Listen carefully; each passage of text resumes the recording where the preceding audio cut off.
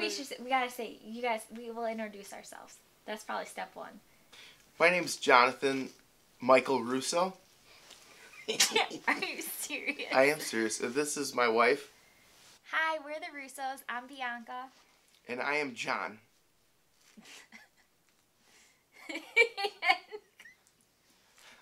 And we're here to tell you our story about how we've moved 12 times since we've been married. At least 12, because I don't know. I lost count. Oh yeah, by the way, we got 4 kids. Hi, we're the Russos. Be blessed, be encouraged, and as always, be inspired.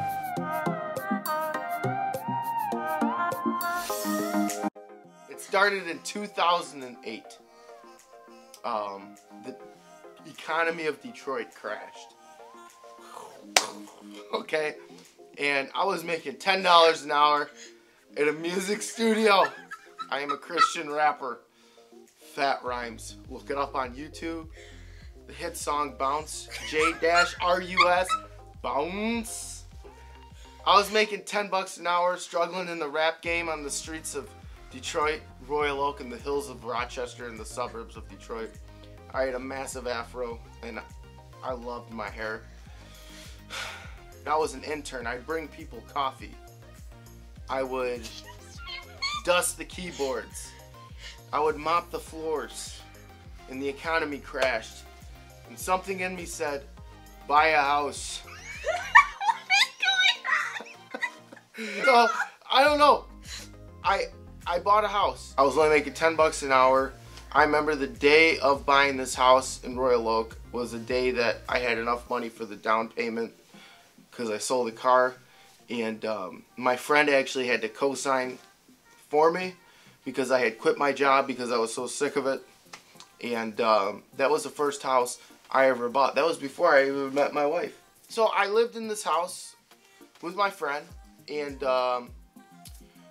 it served its purpose for its time. So yeah, so that's the situation there. And Bianca, I met Bianca, I met my wife. Praise God. Okay, so we met in 2008 at our church's young adult ministry. It was great. Anyways, so he proposed, we got married. I guess a little background history on my life is you have to, it's the 9 to 5, like nothing outside of the box really. Go to school, go to college, you know, that's pretty much how life works.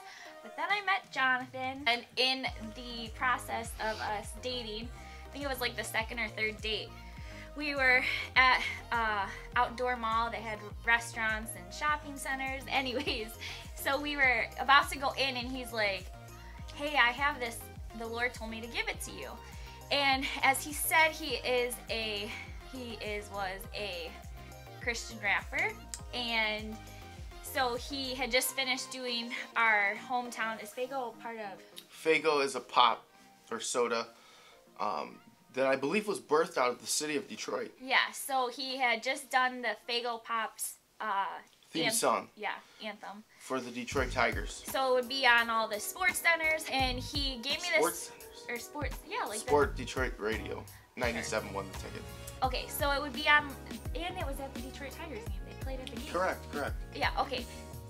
Sports Center is a TV station. Sure, okay. Anyways, so in that he said if he felt like the Lord wanted him to give me this bottle, and I still have it to this day. He gave me this orange Faygo pop bottle, and he said, whatever you dream, it is possible with the Lord, and don't ever stop dreaming, kind of thing to me. And it arose something in me, or awoken something in me, because I never really dreamt of anything big. And Jonathan was totally brought into my life because he always dreamed big. He put his mind to it, whatever it is. Even now, he loves it. Whatever he does, he accomplishes. And he says it to this day. His dad always said to him, bloom where you're planted, and everything he does, he always blooms. So yeah. So we got married, and my friend Nate, who co-signed for me on this Royal Oak house, was my good friend, and Bianca and I lived in this house without doing anything to it for 6 months. the economy was still very much so depressed, and my friend needed a place to live. And Bianca and I got a new job. I started buying and selling cars, and I was making good money for our family. And we're like, hey, let's move out to the east side because we like the east side. Her family's out there. My family it's kind of like a good neutral ground. But anyways, so we moved to this really cool townhouse, and we had a little Yorkie dog. She's still living. She's absolutely beautiful. Peas everywhere. So we move into this townhouse, and we rent it. And my friend needed a place to stay, and he ended up, it was half his house too, and so he ended up staying in the house with his family, and the Lord was able to bless him in that season of his life. And well, he needed a place to stay. He needed a place to stay. Bottom line is I told, the goal with the Royal Oak house was, bro, I quit my job, I need a co-signer now. When I sell the house and we make money on it, I'll give you $5,000 for co-signing. And he's like, done deal. So anyways, we have this house, we put it on the market for 6 months while Bianca and I are living there. We get an offer, and we both didn't feel right about it. We would have made like $10,000. I mean, it was like weird. And then something in us was just like, you know what, just hold on to this. Hold on to this house, because God's got something better. Something better is around the corner, just around the corner. There's something better. And so my friend Nate needed a place to stay, and he lives in the house for how long? 2 years? Yeah, a year. 2 years. Year and a half, 2 years. Go by. Bianca and I are in this townhouse for what, 6 months? Yeah. And all of a sudden we're like, you know what? Let's go move again.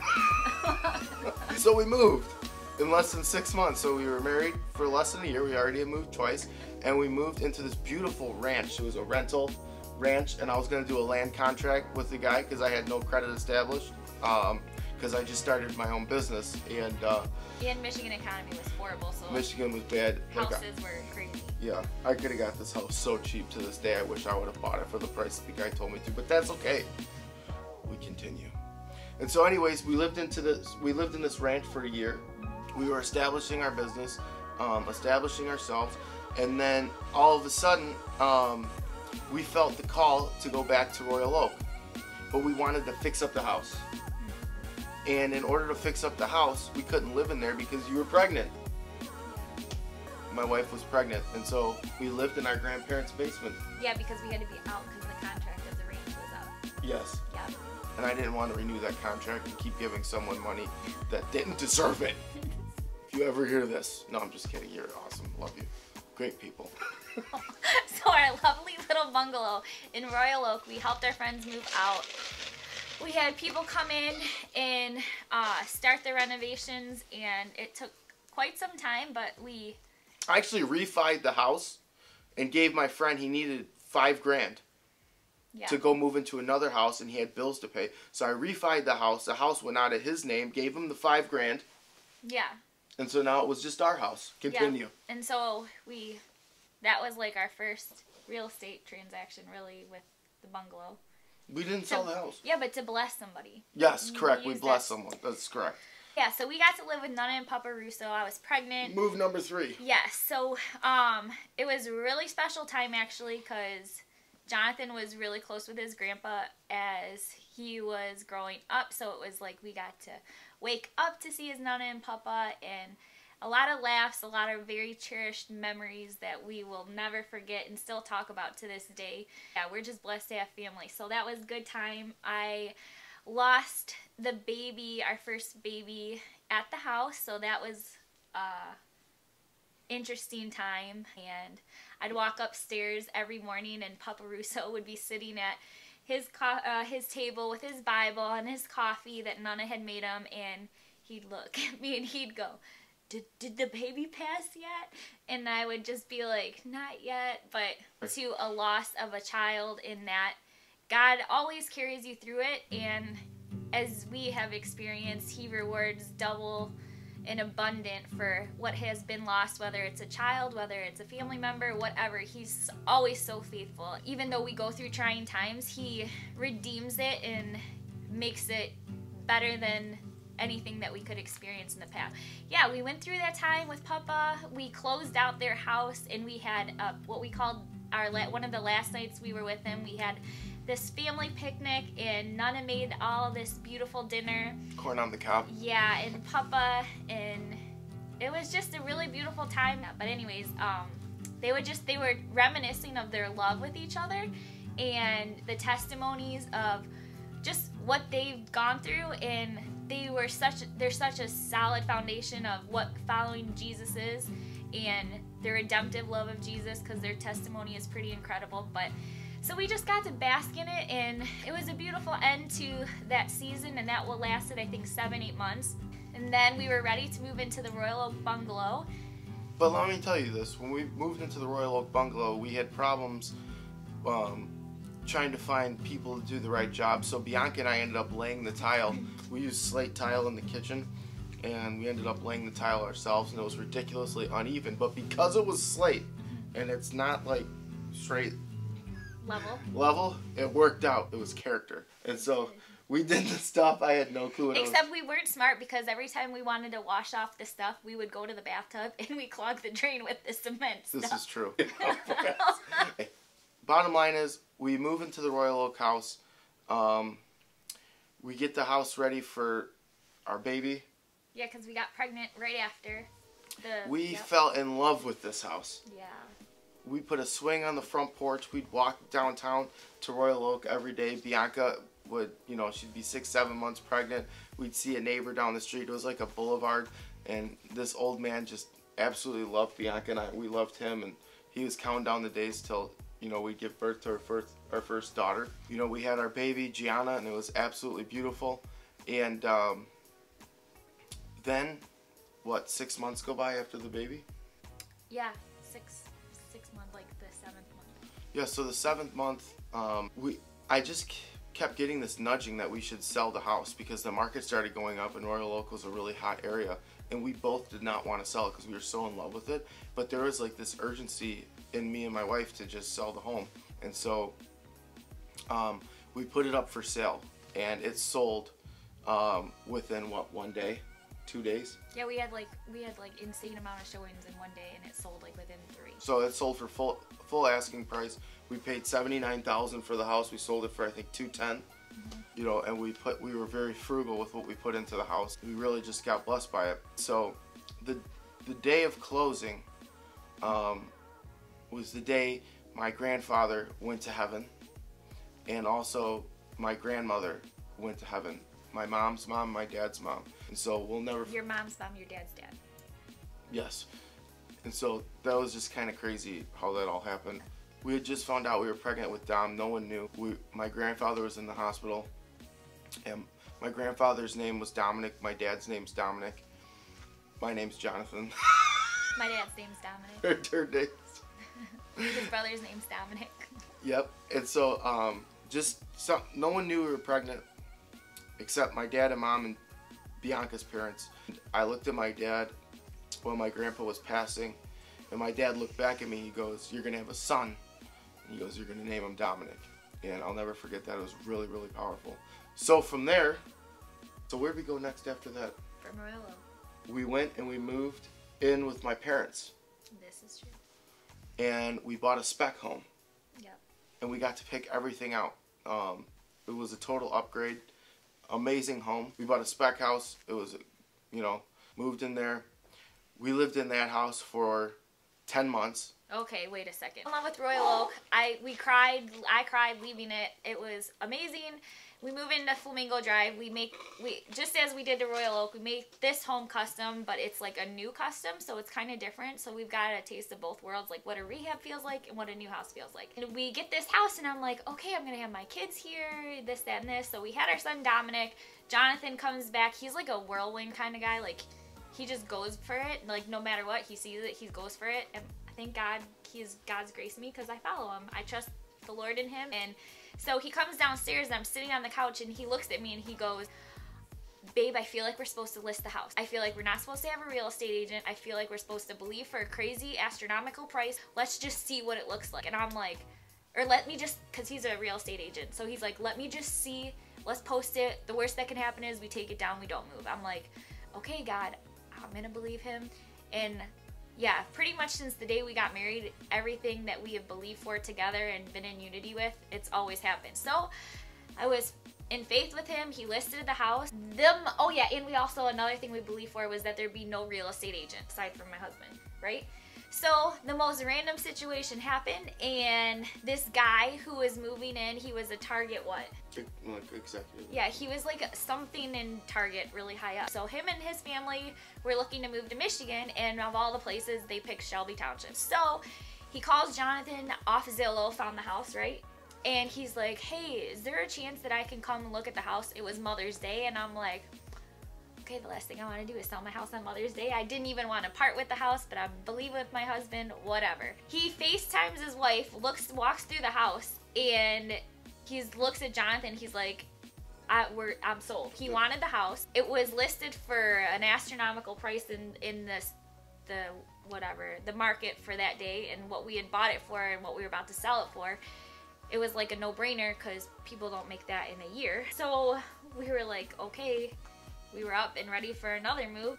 Yeah. Where did we go from there? We went to, dear Lord, we lived with my parents. Oh, we moved to Middle Branch. Oh yeah, we moved to Middle Branch. That's in, yeah. I did not like that house. We moved into this house, Middle Branch, for a year. Broke even on it, stayed a year. Then we picked up from there and moved to Stonecrest. We were doing another build, and we sold it to a family who was so blessed and loved it.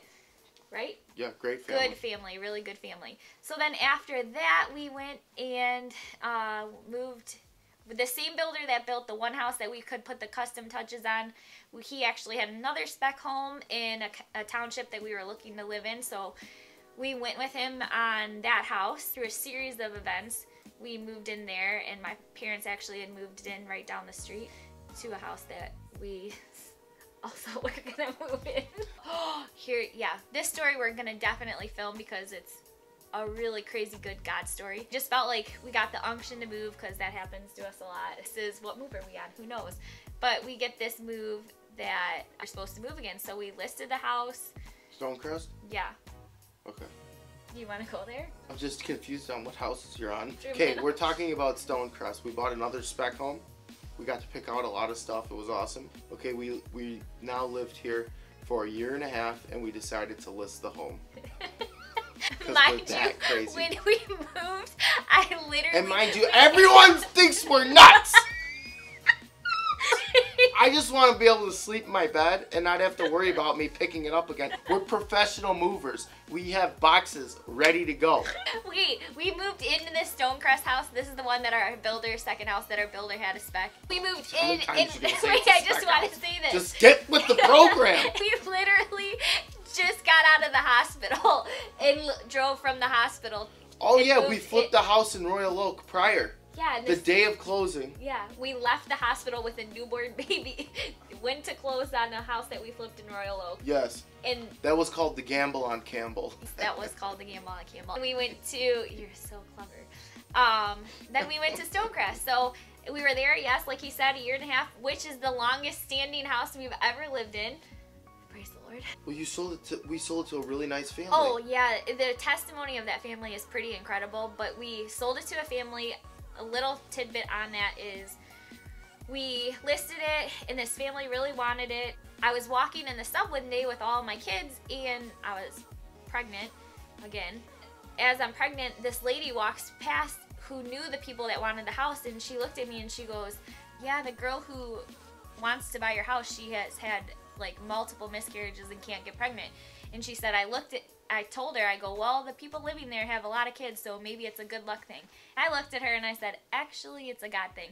So I would walk through the halls in the home and I just would thank God for basically them having kids. And Amen. The story on that is to be continued. We left the house and we moved into the Notre Dame house. But yeah, so we moved to this house, Notre Dame. I'm thinking, bam, this is our final resting place. It's on an acre lot. We did all this beautiful moldings and trim work. I got the permit for the pool. I put in a massive retaining wall in the backyard with ledge stones from Canada. Lord. I was so excited for the swimming pool. I was going to make this thing a resort for my family that we could just have parties at with our kids and just relax and have fun. And then I had an unction. Yes, again. And the unction was 6 months after we moved into this house and just got comfortable living. I would literally sit in the family room and say, gosh, I am so comfortable in this house. Every time you use the word comfortable, we have said it every house we've lived in, and every time we've always moved right after. Yeah, the moment we got comfortable was bam, we end up moving. But that's a word. Sometimes we get so comfortable and God's trying to switch some things up in our life so we get uncomfortable. It's okay to be uncomfortable. It's okay because God wants to shift you into a different season. I feel like we're supposed to move. And so we met this, Bianca's friends with this beautiful family in church, the Pendletons, and she's like, I feel like we're supposed to go over to their house and just meet them.